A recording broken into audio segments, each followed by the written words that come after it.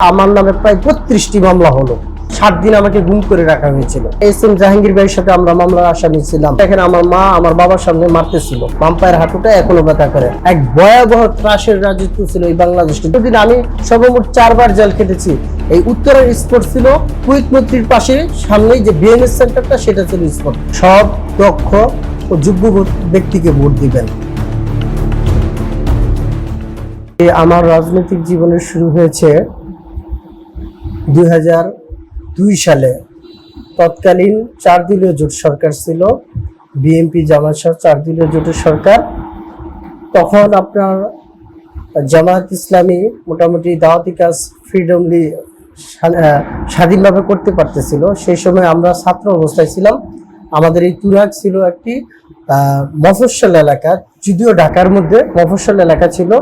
তৎকালীন সময়ে আমরা জামাতের কাছ থেকে এই দাওয়াতটি পাই। পরবর্তীতে আমি শিবিরের সাথে যোগদান করে শিবিরের কর্মী হয়েছিলাম। তারপর সেই থেকে আমার রাজনৈতিক পথ চলা শুরু হয়। এখানে আমার ভাই আছে একজন, আমার বাড়ির পাশেই। উনি তো তখন জামাত করতো, উনি আলাউদ্দিন ভাই।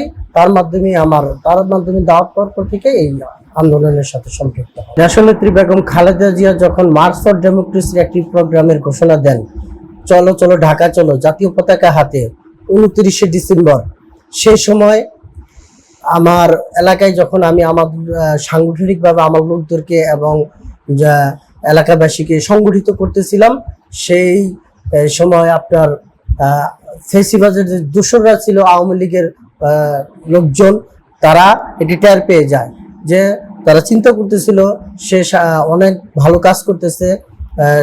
আমার এই অ্যাক্টিভিটিস দেখতে পেরে তারা মানে পরবর্তীতে আমার তালিকা তৈরি করে পুলিশের কাছে দেয়। পুলিশের কাছে দেওয়ার পরে ২৬ ডিসেম্বর রাত্র ২টার সময় তখন যৌথ বাহিনীর অভিযানে আমাকে বাড়ি থেকে তুলে নেওয়া হয়। এবং তখন আসলে সেই ঘটনাটা ছিল অত্যন্ত মর্মাহত। আসলে আমাকে যদি থানায় নিয়েও মারতো, আমার আফসোস ছিল না। তৎকালীন সময়ে আমাকে বাসায় পাওয়ার সাথে সাথে আমাকে হ্যান্ডকাপ করিয়ে ওখানেই মারে। এবং আরেকজন আমার বিএনপির বন্ধু, যিনি বর্তমানে স্বেচ্ছাসেবক দলের এই তুরাগ থানার সভাপতি আছে, ওরা বলতেছে দুলাল কোথায় এই কথা বলে আমাকে এই হ্যান্ডকাপ করা অবস্থায় এখানে আমার মা আমার বাবার সামনে মারতেছিল। মেরে পরে আমাকে নিয়ে যাওয়া হলো তুরাগ থানায়। নিয়ে যাওয়ার পর আপনার এখানে তো তখন কোনো মামলা ছিল না, তখন উত্তরা পূর্ব থানায় মামলা ছিল। ২৬/১১ পেন্ডিং মামলায় আমাকে ঢুকানো হয়। তারপর যখন জানতে পারে যে আমি শিবির করি, তখন আবার আমাকে জেল হাজত থেকে বের করে তারা তাদের ব্যক্তিগত রুমে নিয়ে মহিদুল যে ছিল সাব ইন্সপেক্টর, তিনি আমাকে এবং তার কনস্টেবল সহকারে টর্চার করে। সর্বদা আমার বাড়ি ছিল রাস্তার পাশে, চন্ডালবুক মেইন রোডের রাস্তার পাশে থাকায় আমার একটু সমস্যা বেশি হতো। রাস্তার পাশে গাড়ি আমার বাড়ির সামনে দাঁড় করিয়ে রাখতো। ২০১৩ সালে যখন আমাকে অ্যারেস্ট করা হয়, ৭ দিন আমাকে গুম করে রাখা হয়েছিল। আমাকে ৭ দিন গুম করে রাখার পরে অনেক নির্যাতন আমার উপর চালানো হয়েছে, অমানবিক নির্যাতন। আমার এই হাঁটুতে এখনো ব্যথা করে, বাম পায়ের হাঁটুটা এখনো ব্যথা করে। আমাকে ভোট দিয়ে এখানে লাথি মেরেছিল। তো এক ভয়াবহ ত্রাসের রাজত্ব ছিল এই বাংলাদেশে, যেটা আমরা চিন্তাও করতে পারি না। এই ধরনের জীবন যেন কোনো মানুষের জীবনে ফিরে না আসে, আমি সেই কামনা করতে। ২০১৮ সালের নির্বাচনের আগে যখন আপনার রাতের ভোটের নির্বাচন হলো, সেই রাতের ভোটের নির্বাচনের আগে আমার নামে প্রায় ৩২টি মামলা হলো। ৩২টি মামলা হওয়ার সময় আমরা তখন ৬ মাস আগে বাড়ি ছেড়ে চলে যাই। আমরা অন্যত্র গিয়ে ভাড়া থাকি, বাড়িতে থাকার কোনো সিচুয়েশনই ছিল না।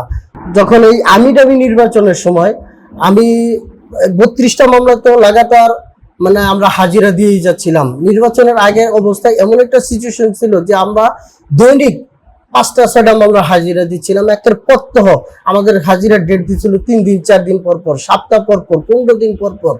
আমাদেরকে এত মানে ইয়ের মধ্যে রাখা হয়েছিল, প্রেশারের মধ্যে রাখা হয়েছিল। আমার 2টি মামলা সাজা হয়েছিল। উত্তরা পূর্ব থানার ২৬/১১ মামলা, যেটা এস এম জাহাঙ্গীর ভাইয়ের সাথে আমরা মামলার আসামি ছিলাম। তারপর তুরাগ থানার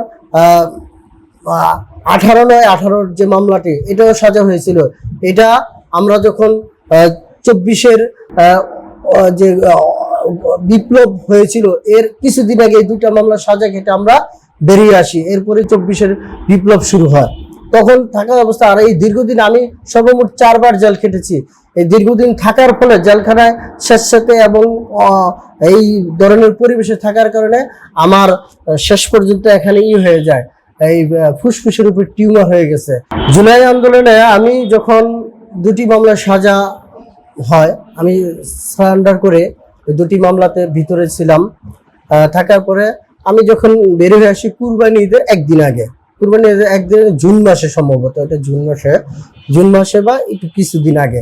আর জুলাইয়ের আন্দোলনটা তো জুন মাসেই শুরু হয়েছে। তারপর আমার দুটা ছেলে কুয়েত মৈত্রী হসপিটালে ভর্তি ছিল, আর আমাদের এই উত্তরের স্পট ছিল কুয়েত মৈত্রীর পাশে, সামনেই যে বিএনএস সেন্টারটা সেটা ছিল স্পট।